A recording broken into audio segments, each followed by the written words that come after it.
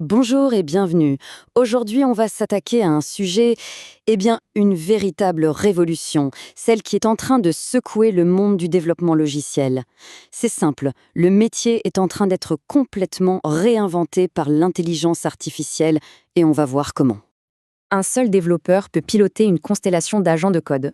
Ça, c'est une phrase de Maxime Townsend, et franchement, elle claque. Elle résume parfaitement ce qui se passe. Un seul humain, aux commandes de toute une armée d'assistants virtuels. C'est de la science-fiction devenue réalité. Et ce grand basculement, il a une date 2025. C'est vraiment l'année charnière. L'année où on est passé d'une IA qui nous donnait un coup de main à une IA qui, en fait, prend les commandes. L'évolution a été fulgurante. Rappelez-vous, avant 2025, on avait des outils comme Copilot. C'était bien, hein, ça a aidé, mais bon, ça ne changeait pas la vie. Et puis, début 2025, on a vu débarquer les premiers vrais agents comme Clény, capables de jongler avec plusieurs fichiers à la fois. Et là, le vrai tournant, le moment clé. Des IA comme Claude Code, à qui on peut carrément dire Tiens, écris-moi le code pour ça », et elles le font. Forcément, avec une telle révolution technologique, le rôle même du développeur est complètement chamboulé. Et c'est vraiment ça le cœur de notre analyse d'aujourd'hui.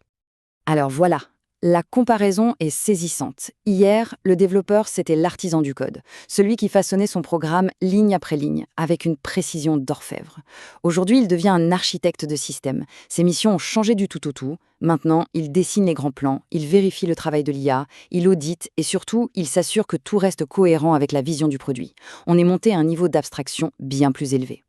Donc le développeur n'est plus celui qui produit le code. Non, il est devenu celui qui conçoit l'architecture et qui supervise l'IA qui, elle, produit le code.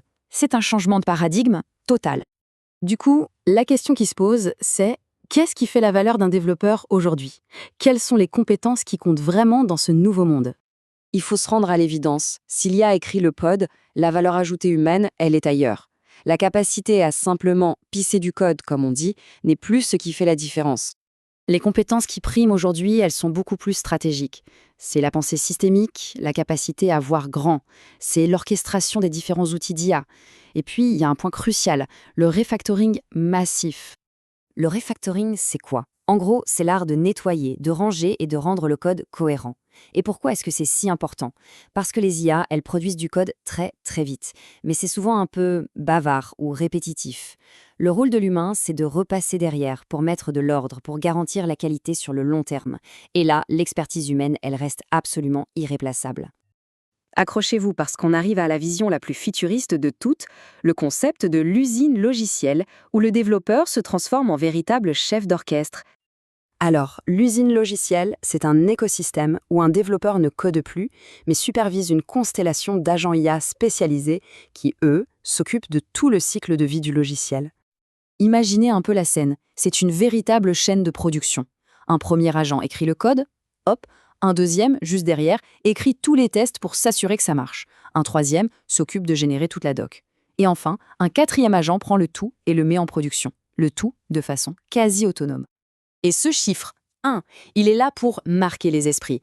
Un seul développeur humain pourrait potentiellement superviser toute cette usine, piloter des dizaines de projets en même temps.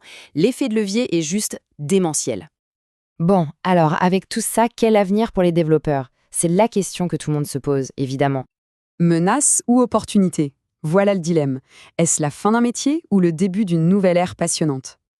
En fait, il semble que deux grandes voies se dessinent. La première, c'est celle de l'orchestrateur de haut niveau, celui qui pense les systèmes et pilote ces fameuses usines d'IA.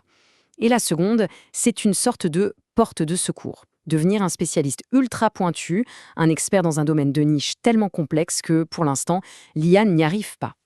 Et il ne faut pas se leurrer, ça ne concerne pas que les développeurs. Ce qui se passe dans le monde du logiciel, c'est juste un avant-goût. En réalité, c'est une vague de fond qui va redéfinir absolument tous les métiers de la connaissance. Ce qui nous laisse avec cette question, une question vertigineuse. Si l'IA s'occupe de plus en plus de la production, du faire, alors où est-ce que la créativité humaine va trouver sa nouvelle place, sa nouvelle valeur? C'est sans doute le plus grand défi que nous attend. Merci d'avoir exploré ce sujet avec nous.